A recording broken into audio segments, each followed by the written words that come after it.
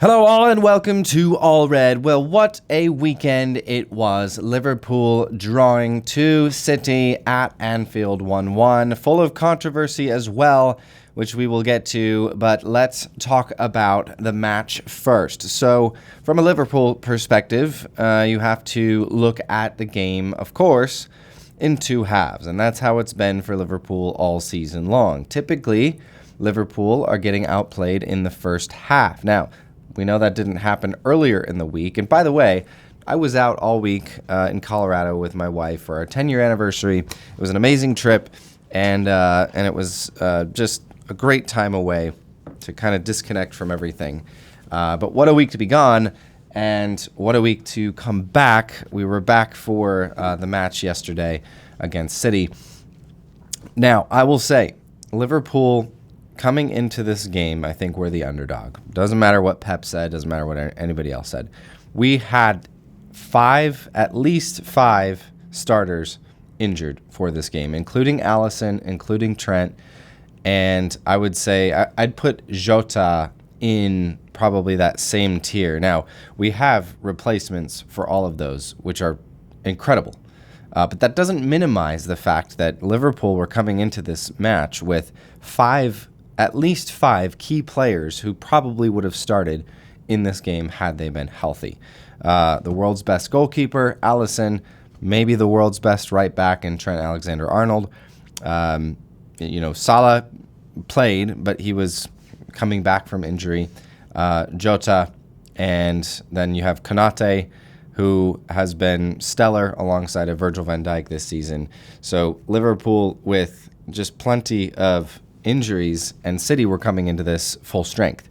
So, with all that being said, Liverpool were the underdogs, even at Anfield. Now, we know as Liverpool fans that Liverpool is consistently, I think, underestimated, and this year they have outperformed what everybody thought they were capable of before the season because of the overturn in players.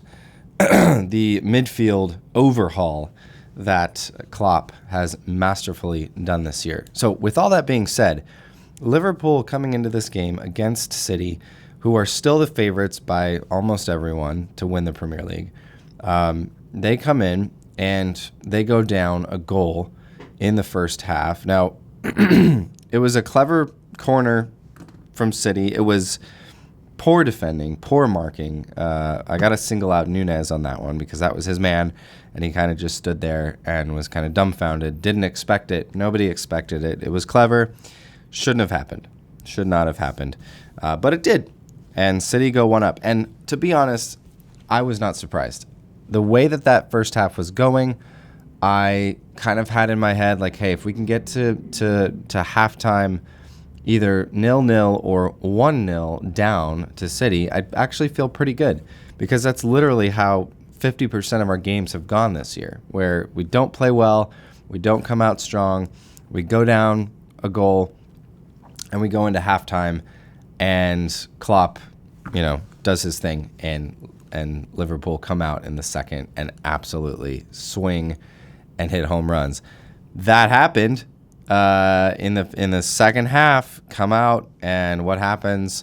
A quick penalty. Darwin Núñez gets taken down, and that's one of the most stonewall penalties you'll ever see. There was no argument from anyone on the field, anyone at all. None of, and that's remarkable because we know City players will swarm the referee and be like, that wasn't right. They're whining and they're crying and they're going nuts on the referee. You could actually see the other City players put their hands up like, what are you doing? Nathan, Aki, what are you doing? Ederson, are you serious? Oh, how could you make such a mistake? But it was a clear penalty. Obviously, Michael Oliver made the right decision, and I thought it was a yellow. There's a couple rules in place that make that call a yellow card, the right call on Ederson. Number one, don't know when this was put into place, but the double jeopardy rule, where if it's a penalty, it is, unless it's dangerous, it is a yellow card. It's not a red card. And then the second rule is I don't think Darwin Núñez was clear in on goal, because the touch that he maybe was forced to make before the contact came in was way out. It was going away from goal slightly, and he probably wouldn't even have gotten there had Ederson pulled back and not made contact. It was foolish from Ederson. It was really stupid. It was a stupid play, but he did it, and it happened. So the double jeopardy rule means that when a player is taken out like that, in that fashion, there's a yellow card and there's a penalty. You don't get two of the same punishments as you know, in regards to a red card to send a player off plus a penalty. So, take that for whatever you want, but I thought the yellow card on Ederson was the right call with the penalty. We know McAllister slots it away. It was a brilliant take by McAllister. He is solid from the spot, and it was well read too by Ederson, but just a perfectly placed spot kick from McAllister, and they go 1-1 with about 40 minutes to play in that second half. Now, we have to talk about several key players in this game for Liverpool, and I'll start from the back and work our way up as we always do. Caoimhin Kelleher, is he world class or is he not? He's world class. He comes into a game against one of the world's best teams, one of the world's best attacking teams, Manchester City, and he limits them to a single goal that probably wasn't his fault. Caoimhin Kelleher made several key stops in this one. Probably the one that stands out the most was Phil Foden, who was 1v1 with him and is typically pretty clinical in those situations, and Caoimhin Kelleher just puts that big Irish body in the way and dealt with it beautifully. Caoimhin Kelleher, I have no issues.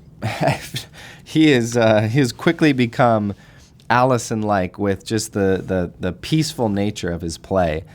He's good on the ball. Liverpool played a lot out from the back using Caoimhin Kelleher's foot.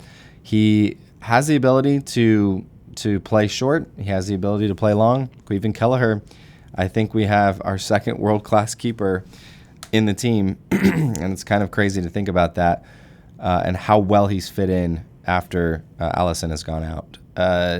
I'm gonna just lump the whole back line in here into one quick review. Jarell Quansah comes into this game as a young and upcoming defender. He is 21 years old, and he has passed every test that Jurgen Klopp has thrown his way. He is a very, very good defender, and he came into a game where we knew Pep and City would probably try to go down that left side with Connor Bradley and Jarell Quansah as the two youngsters with really, I don't know if either of them have played against City. I don't think Connor Bradley has, and I'm not sure about Quansah. Maybe he did earlier in the season. But they both passed the test. Connor Bradley and Jarell Quansah were excellent. I got to look at Connor Bradley again, because the one play that stands out to me was when early in the game, he had the ball in our attacking third up against Nathan Ake and absolutely spun him around, took him to the cleaners, and nearly had an assist on that back post with that cross. Connor Bradley is stellar, and he remains stellar, and he has passed now the biggest test. A lot of people were saying, like, oh, Klopp's youngsters, they've played well, but they haven't played anyone meaningful. They haven't played a good team yet. Well, Connor Bradley and Jarell Quansah just proved that they can play against the best in the world and succeed. So we have to talk about Virgil van Dijk, because one of my favorite plays from the whole game was Erling Haaland gets the ball on the break. It's him, everyone else is behind him, and it's Virgil van Dijk. And you can see Haaland kind of pick up the ball, start running in the Erling Haaland way, and Virgil van Dijk is just kind of like, he turns his body like he does, very gently, calmly, slowly, and he's like, all right, Come on, Erling. Let's go. Let's dance. And he's backpedaling. Erling Haaland is getting closer to him, and Virgil van Dijk is just kind of like making him slow down, turn. And when that happened, there was no worry. It was just like, oh, this is really fun.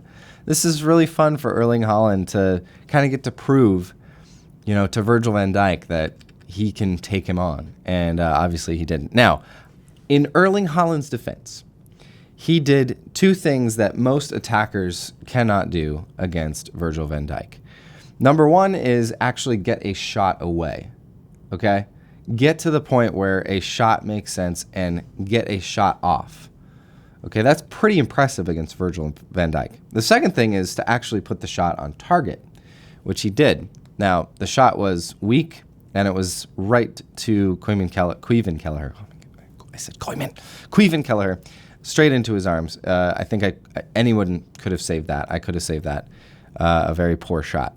I think after that, Erling Haaland decided that he was done for the day and that he wasn't going to try anymore because I don't know if he touched the ball after that. So Virgil van Dijk is still world class, probably best in the world, absolutely best in the world, 100%, 110%. Best center back in the world. And he proved it against what probably many people would think is the best striker in the world with Erling Haaland, which I don't think is true. So, okay, our back line was solid. One mistake from a corner kick. And yes, City had their chances. Doku off the post, fine. That was a pretty good shot and probably didn't deserve to go in. Could have easily gone in had it been an inch to the left. And then what else did they have? They had the Foden chance that Caoimhin Kelleher put his body in front of. They had a couple chances in the first half they could have taken. I thought Kevin De Bruyne should have shot that one early on where he kind of tried to dink a little crossover and hit it too far. But other than that, it was a solid performance from the Liverpool back line and Caoimhin Kelleher. We got to go into the midfield. So Szoboszlai I thought was average. He didn't do much to impress me. I'm overjoyed to see him back in the team because I do think he's our first choice option for that position. McAllister and Endo, absolutely world-class midfielders that, by the way, cost what? A total of £40 million total between the two, up against a historically expensive City midfield. And everyone was saying before the game that City's midfield was going to dominate Liverpool and that would be the difference. Now, did that happen in the first half? Yes, kind of. City was the better team in the first half. City did have a lot of the control and the best chances. Yes, absolutely. Second half, it wasn't even close. It wasn't even close.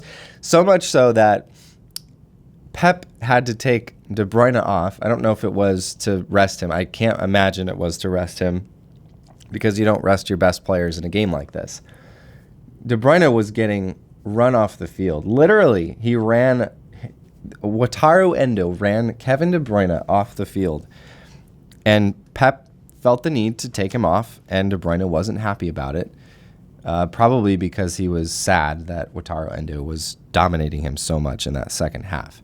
McAllister looked like the best midfielder on the field from the second half on, and probably should have been the reason why Liverpool won the game at the very end, and we'll get to that. I think that Wataru Endo and Alexis McAllister are absolutely world-class midfielders that somehow Liverpool managed to steal for £40 million total. It's insane. It's absolutely insane. Let's talk about the attack. Liverpool's attack in this game was probably the most underwhelming part of their game. They had so many good chances. That second half especially, they should have scored. They should have scored another one, at least one more. Luis Diaz was cooking Kyle Walker, which I was thrilled to see because I'm not a fan of Kyle Walker, as you might expect. I thought Kyle Walker should have had at least a yellow card in the first half. He was fouling Szoboszlai left and right with nothing to show for it. And I thought that could have changed the game a little bit because Kyle Walker on a yellow would have made things really interesting for him at the back, not being able to maybe go in as hard as he was. With that being said, Liverpool really only have themselves to blame for not putting another goal in that second half because they really should have scored. Luis Diaz had at least 2 golden opportunities. That ball from Mo Salah to put him through where he was miles ahead of the defense. He could have done whatever he wanted. He could have taken a few extra touches. He could have faked the shot and gone around. Could have dinked it. Could have put it low into the corner.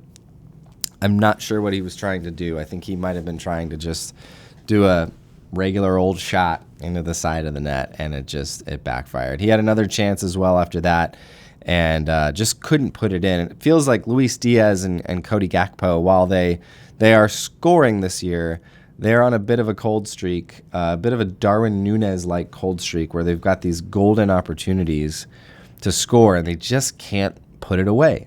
With that being said, like Darwin Núñez had a chance as well, and it was just a good save from Ortega. I think Núñez did everything right on that cross. I think it was in from Robertson, where it was a cross that came in, and Núñez had a chance and just couldn't put it in the back of the net. Those were happening left and right in the second half, and you would have to think that Liverpool are a bit unlucky at times and probably thinking that they probably should have won this one. So could have gone either way. Obviously, the weird Foden face shot off the crossbar from Caoimhin Kelleher's block and punch out could have gone in. You could look at a lot of different chances like that. City did have 2 that went off the post, so you've got to take that into consideration when you think about the luck that either team had and had to deal with. Now, I am going to do a separate video on the decision at the end of the game because it's a big decision for Michael Oliver, and I'm actually not going to blame Michael Oliver for that. I'm going to blame his VAR crew, who didn't think it necessary to have him look at that. Now, I'm not sure if you can. I'm pretty sure you can if the ball goes out of play or if something happens, there was a corner kick. I'm pretty sure that VAR does this all the time where they go back and look at a foul or a potential foul, and they'll do a check on it. And usually with something of that magnitude, they'll have that center referee, that crew chief, Michael Oliver, go watch it on the screen for himself.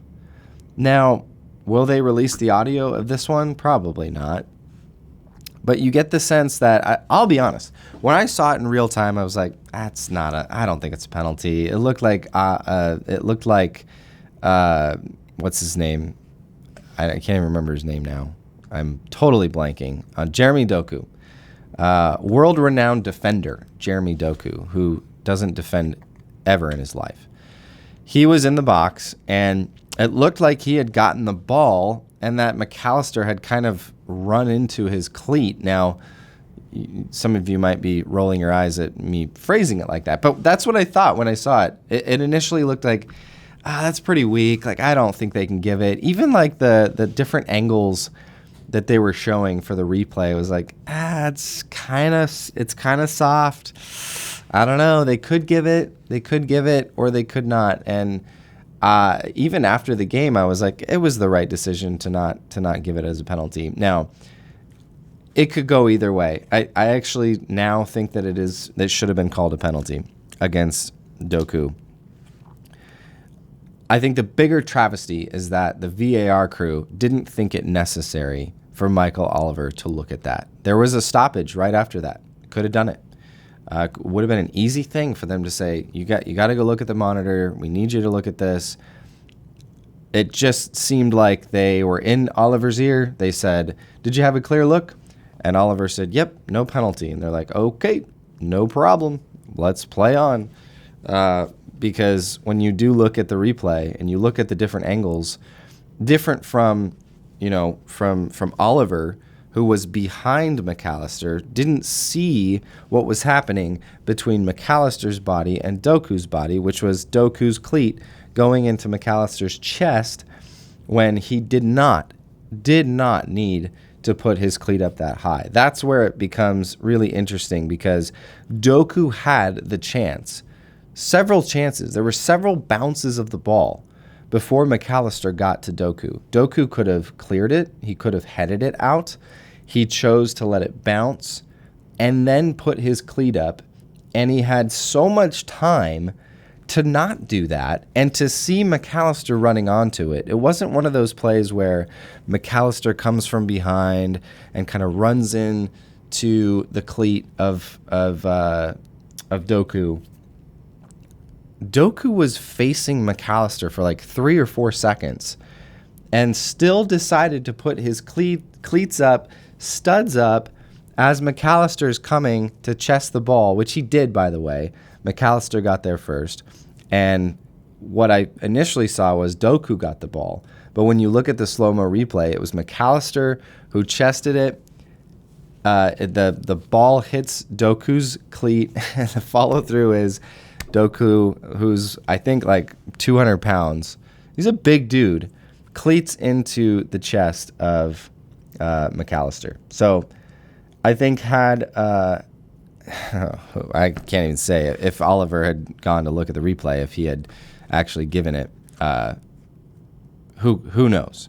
But the mere fact that VAR did not even have Michael Oliver look at it on the screen is just a travesty, and it just makes you wonder once again what's going on behind the scenes, because it just seems like every chance that these referees get, they are doing two things. They are making sure that it's really difficult for Liverpool, and they are making sure that they don't make any negative decisions that go against Manchester City. Okay? You can comment below and tell me, when has City ever had a bad decision, a big decision, go against them? And no, the one earlier in the season, I think it was against Spurs, that they blew the whistle and Jeremy Grealish or whatever, Jack Grealish, was clear and go, no, that's done. He was at midfield. It's stupid. So anyways, that I'll wrap it up there.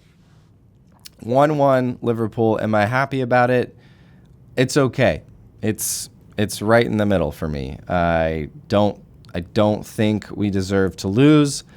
I think if you had to pick a team that deserved to win, it would have been Liverpool because of that second half and because of the controversial no call at the end of the game. So, yeah, I am a little disappointed that Liverpool didn't win at Anfield, even considering all of the injuries to our first team, our best 11. But the boys in red keep fighting, and even though it's technically not in our hands, we are still in an absolutely unbelievably good position for this time in the season with 10 games to go. There is a big match coming up on March 31st that I think will hold a huge place in how this title race goes.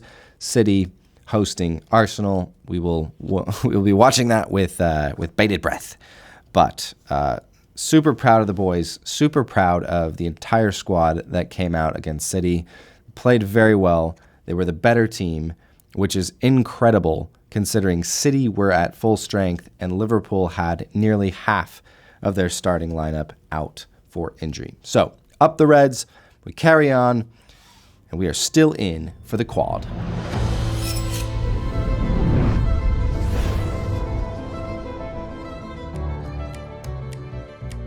Thanks for watching this All Red clip.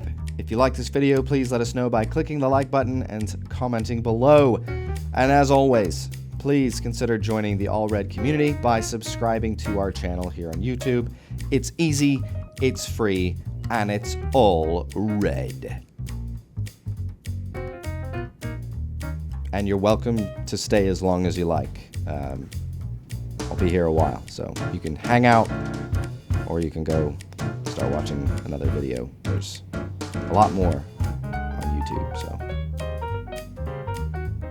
okay, still here. So, props to you for sticking around. But I actually have to go now. So, I'll see you later.